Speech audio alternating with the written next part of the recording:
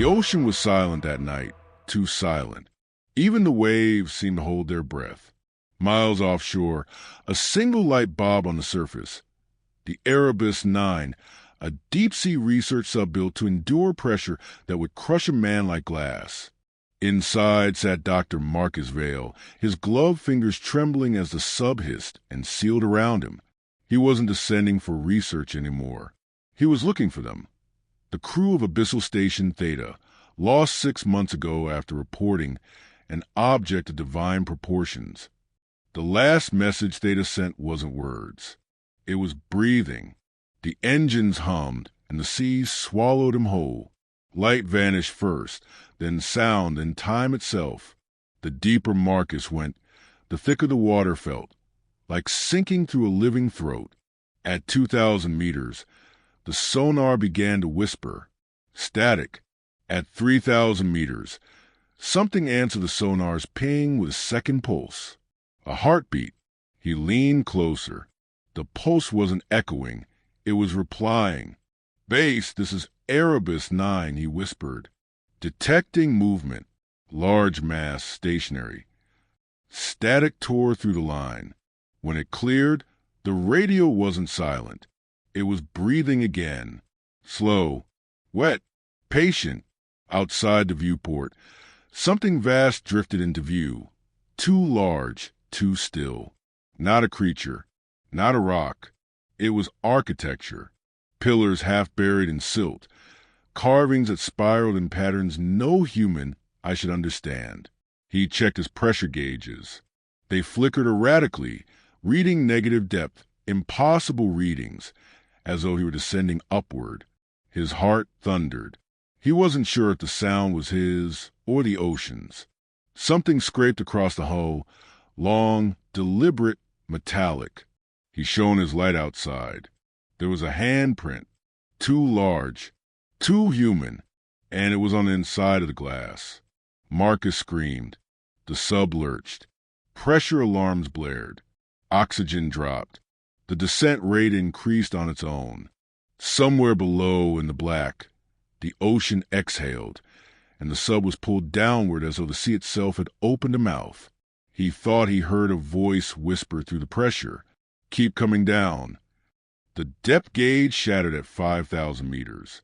Glass splintered, lights flickered, and the air in the sub grew thin, heavy, as though the sea had crawled inside with him. Dr. Marcus Vale gasped for air, but every breath tasted like rust and salt.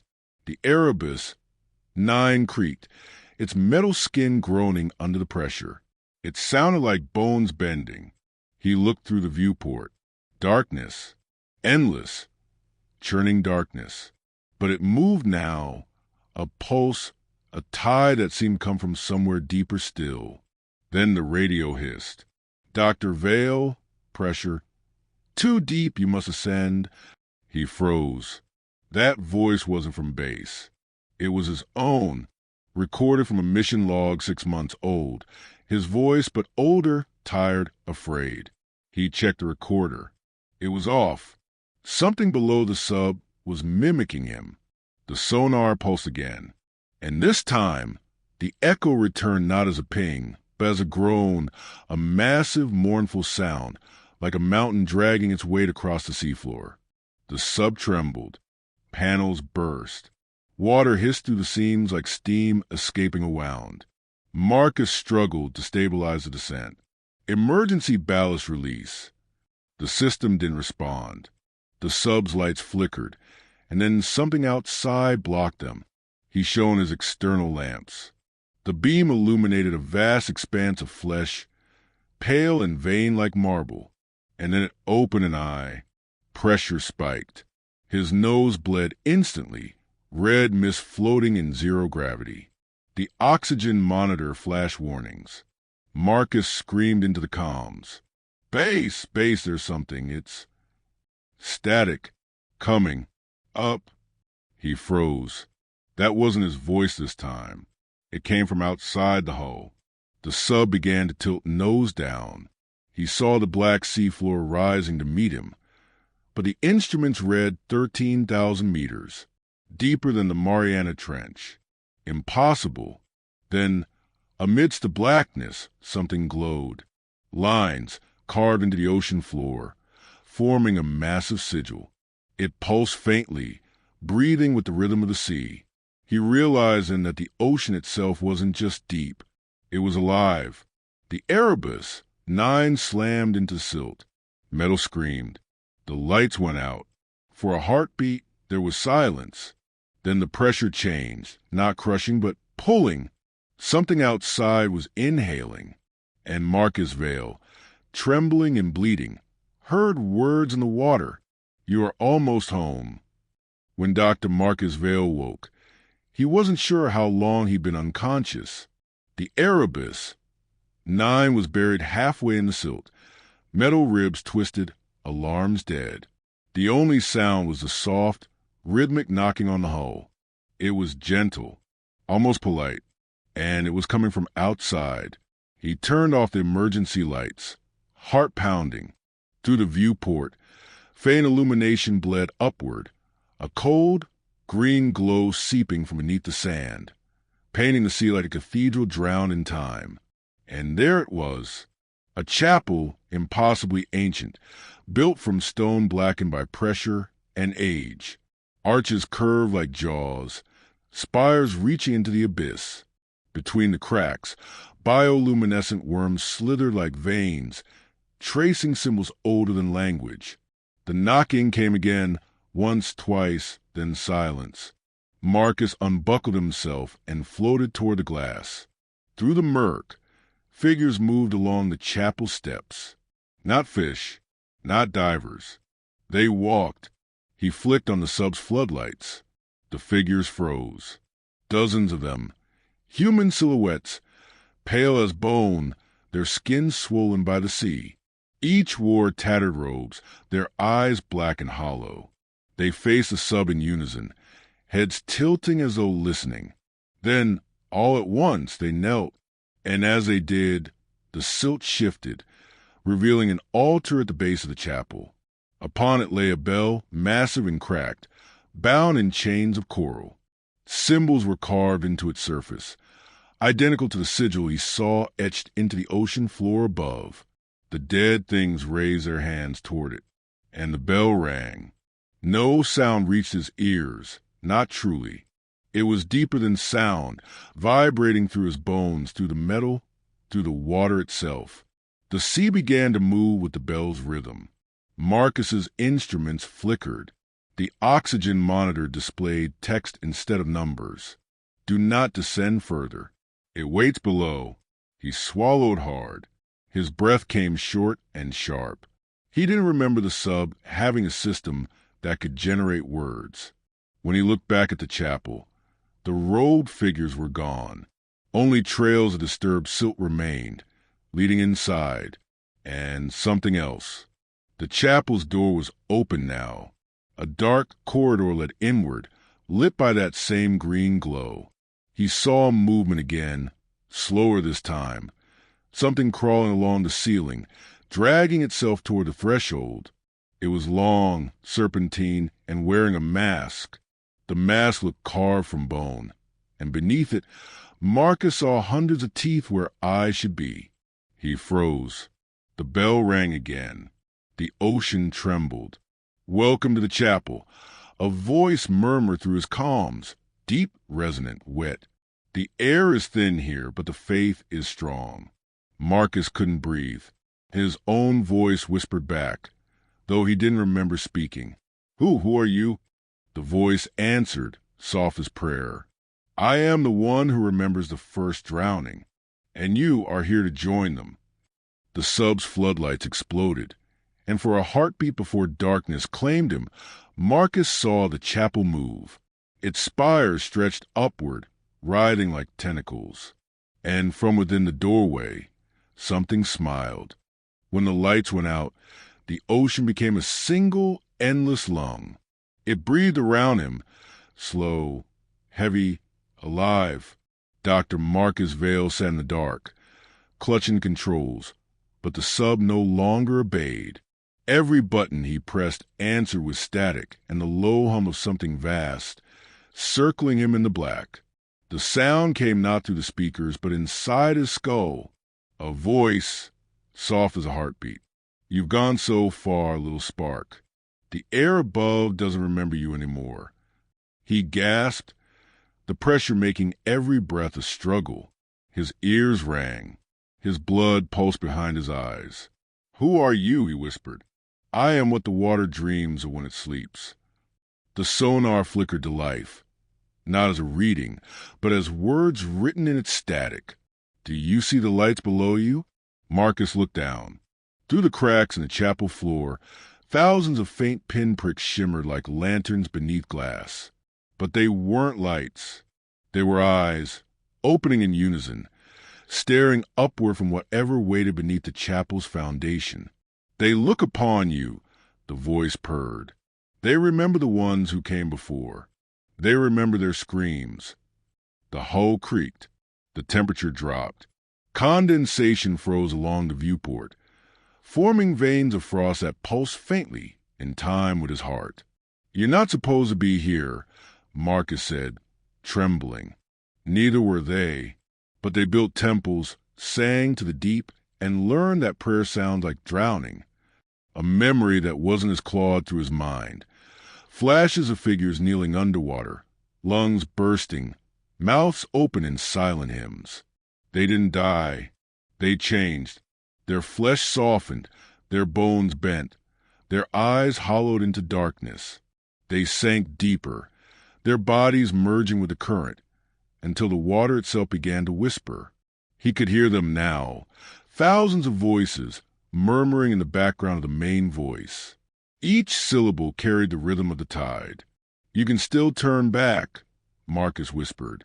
No, the voice replied. You're already below faith. There is no back.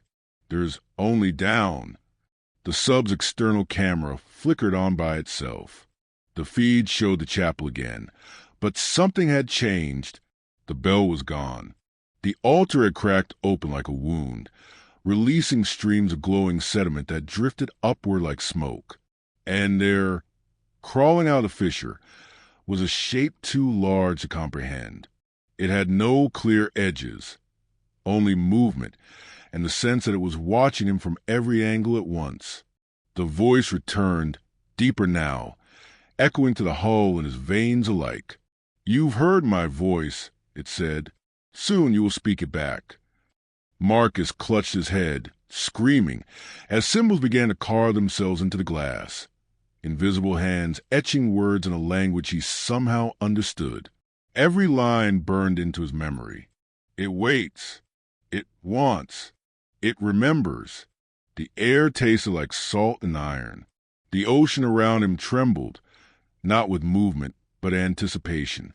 The voice whispered, now calm and close, as though it knelt beside him. You've seen my chapel. You've heard my song. The next step is to offer. And in that moment, Marcus realized what the voice beneath truly wanted. Not faith, not worship, but flesh. The voice had gone quiet. Only the ocean spoke now, groaning, shifting, breathing. Marcus sat in a half-flooded cockpit, his hands trembling as the last battery light flickered in dull, rhythmic pulses. Each flash revealed more what the water had brought in. Pieces of rope, bones polished smooth by the current, and a small, rusted bell rolling across the floor. It chimed once. Then everything went still. A shape moved outside the viewport. Something immense, not swimming but drifting, like the corpse of a god pulled by invisible tides.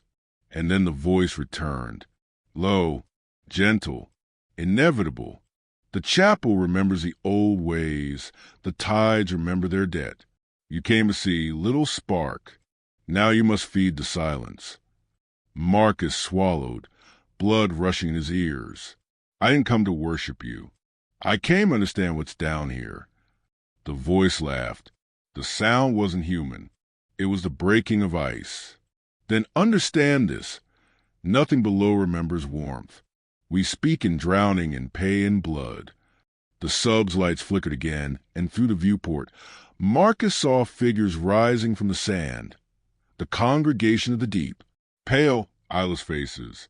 tattered robes that fluttered though there was no current. Each of them held something, a relic, a shell, a bone, pressed against their chest as if offering it to the abyss itself. One of them drifted closer, its skull split open like a flower, revealing a black void within. From that void came the same voice, but softer now, as though whispering from within Marcus's own lungs. They gave themselves to fill the breach. You will, too. A sudden clang split the silence. The sonar was active again, drawing a shape and sound. A perfect circle beneath the sub. At its center, a hand the size of the chapel itself, fingers curling slowly upward from the abyss. The current surged. The hull screamed. Marcus gripped the controls, but the sub no longer responded. Something was pulling it down. You demand a sacrifice, he shouted, his voice breaking. You want a life? No, the voice hissed. We want the truth of you. Strip your name, your light, your breath. Let the deep remember you. The sea outside boiled with faint light, blue and sickly, as the congregation circled the sub, their mouths opening in unison, singing a song too low for the human ear. The vibrations rattled his bones. His nose began to bleed. Marcus realized, suddenly, what the offering truly was. Not to give something, but to become something. He opened the maintenance hatch, water rushing in instantly. It was cold beyond comprehension, freezing him to the marrow. As he drifted out, the deep embraced him like a mother reclaiming her child. The voice sighed, almost tender. Yes, breathe me in.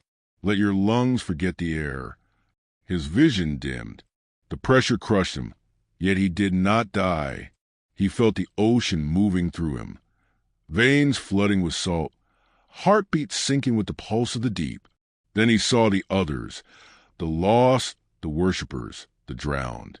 They reached for him, not to drag him down, but to welcome him. You are the offering, the voice whispered, and through you the current will awaken. As his last breath left him, Marcus opened his eyes, now dark as the trench itself, and smiled. The deep had its due, and in the silence that followed, something vast began to stir. The ocean should have been silent, but something was breathing beneath it. The crew aboard the surface vessel Eidolon had lost contact with Marcus's submersible 12 hours ago. The last transmission was only a few seconds of static, followed by a deep, unnatural tone that vibrated through every instrument on deck. Since then, the water had not been still. The sonar displayed impossible readings, moving trenches, tide that rose without wind, and shapes that blotted out sound itself. Then, at 3:13 a.m., the sea split open. Captain Iverson gripped the railing as the black waves swelled like lungs inhaling. From the depths, a column of lightless water erupted upward. Not foam, not mist, but liquid shadow that shimmered like oil and glass. What in God's name is that? One of the crew muttered. The answer came in the form of sound. A single, earth-shaking pulse rolled from beneath, like the heartbeat of something too large to imagine. The breach, whispered Dr. Calloway, the only one who had read Marcus's last notes. He opened it. The shadow water began to drip upward, forming tendrils that stretched toward the sky, twisting and coiling like serpents. The air around them warped, heavy, damp, wrong. Lights on the deck flickered, and the radio screamed with overlapping voices. Prayers, sobs, and laughter. "Turn it off," someone shouted. "It's not on," Calloway said, voice breaking. "They're coming through." From the breach, figures began to rise, not floating, but walking on the vertical wall of water. They looked human, once, skin pale as candle wax, eyes hollow, mouths moving in unison, chanting a single word that no one could translate. The sound clawed at the crew's sanity, a wet, rhythmic call like the ocean itself trying to speak through flesh. Then the sea exploded. A wave unlike anything the world had known crashed into the ship, splitting it like paper. Men screamed, metal tore, and through the chaos, a shape emerged, vast, glimmering with scales the color of midnight and bone. The sky darkened. All light vanished. Only the red glow of emergency lamps reflected on the heaving surface. In that faint illumination, Dr. Calloway saw it. A colossal eye, opening beneath the water. It wasn't round like a human's. It was slit-like vertical, stretching miles wide, moving slowly, curiously, and behind that eye, something else stirred, something that had been dreaming since the first tide. "It's not water," Calloway whispered, his voice trembling. "It's a mouth." The waves roared, swallowing the deck and sky alike. A low tone rolled across the horizon, not thunder, not wind, but the ancient, waking voice of the deep. "The world above was never yours," it said. "The breach was never closed. It only waited. By dawn, the sea had gone calm again. No ship, no survivors. Only ripples forming perfect concentric circles, spreading outward from the coordinates of the breach." Miles below, Marcus's eyes opened once more. He was no longer human, and from his lips a whisper rose with the current. "It's awake, Vivi." The ocean had changed. Satellite feeds showed the currents bending into spirals that defied all logic, converging to a single unseen point in the middle of the Atlantic. Ships that strayed too close drifted in circles until their signals vanished. Even the weather began to follow the pull. Storms blooming unnaturally fast, clouds spiraling into shapes that mirrored the currents below. The world called a magnetic anomaly. But those who listened closely to the tides heard breathing. Far beneath, Marcus floated in total darkness. He should have drowned days ago, yet something or someone kept him alive. The water around him pulsed with warmth, as though the deep itself had veins. Then, in that soundless void, came a heartbeat. Slow, trembling. Not his. Tum, tum, tum. Each beat sent waves through the abyss, stirring the bones of forgotten things. Temples, ships, and corpses that drifted like prayers long abandoned. The pressure rose, pressing against Marcus's chest until his ribs creaked. He screamed, but only bubbles escaped. And then the current moved. It started as a soft pull, then a violent drag, drawing him toward the glow at the trench's floor. He saw it now.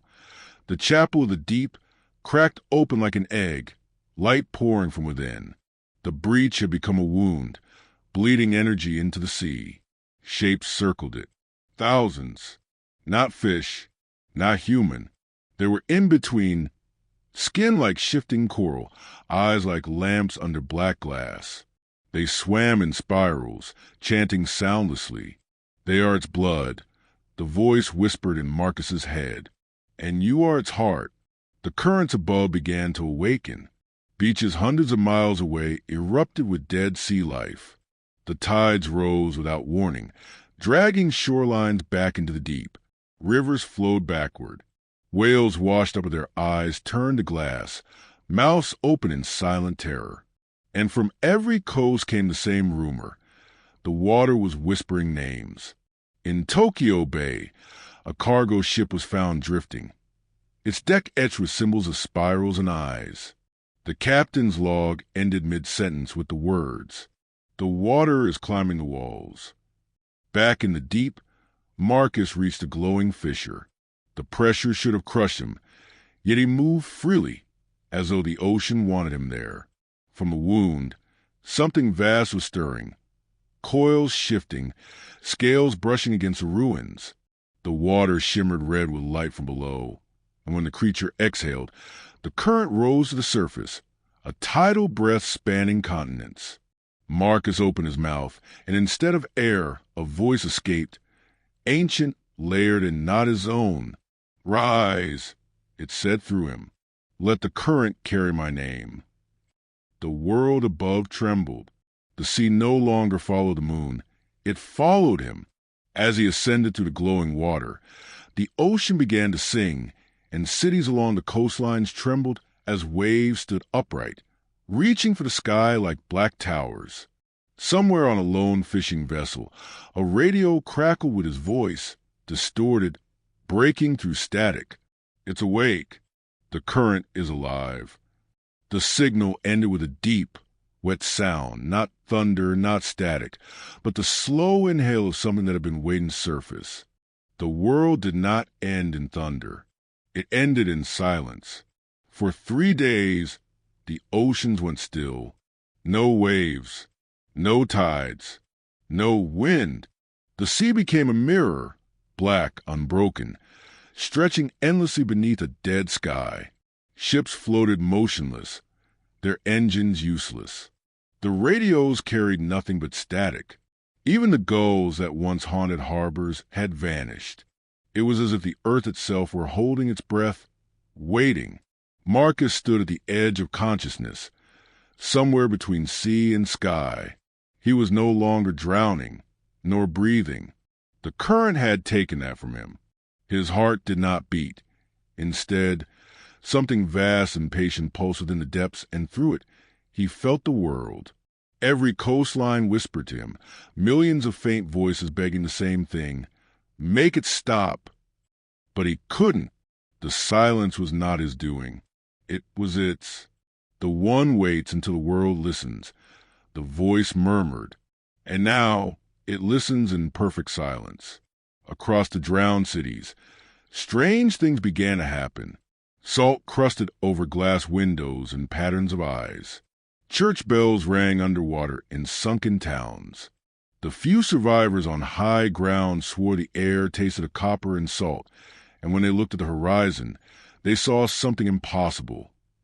The sea had risen higher than the sun. No storm, no sound, just a wall of water frozen in place, towering above the world, shimmering with the reflection of something moving behind it.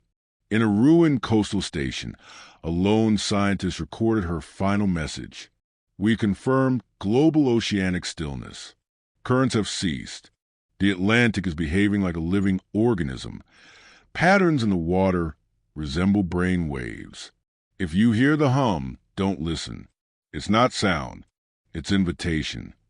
The feed cut. Marcus opened his eyes underwater.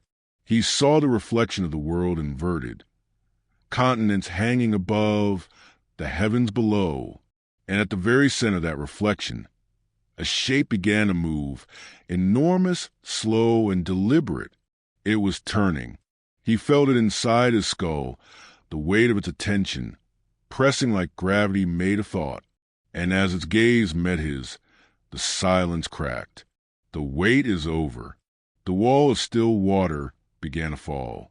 Not crash, fall, in one colossal, endless motion, like a curtain being drawn over the world. Cities disappeared without sound. Lights flickered beneath the waves, then went out. And for a brief moment, before everything was swallowed, the ocean whispered a single phrase through every radio, every wave, every broken breath of the dying air: "He has risen." Then came the silence again, vast, eternal, and absolute. The silence had become a weight, a living, breathing thing pressing against the bones of the world. There was no horizon anymore. The ocean had swallowed it, turning everything into a vast, rippling mirror of black glass. And beneath it, he stirred. Marcus awoke inside the deep, not floating, not drowning, but suspended. His flesh was pale, his heart beat a hollow echo. He could not move, yet the water moved through him, like veins pumping salt instead of blood. Before him rose a shape that the mind refused to define. A body of darkness, vast as the ocean floor. Tendrils of abyssal light, weaving through its form like veins of fire trapped in tar. An eye, not spherical, not human, open and filled the deep with lightless awareness. It did not blink.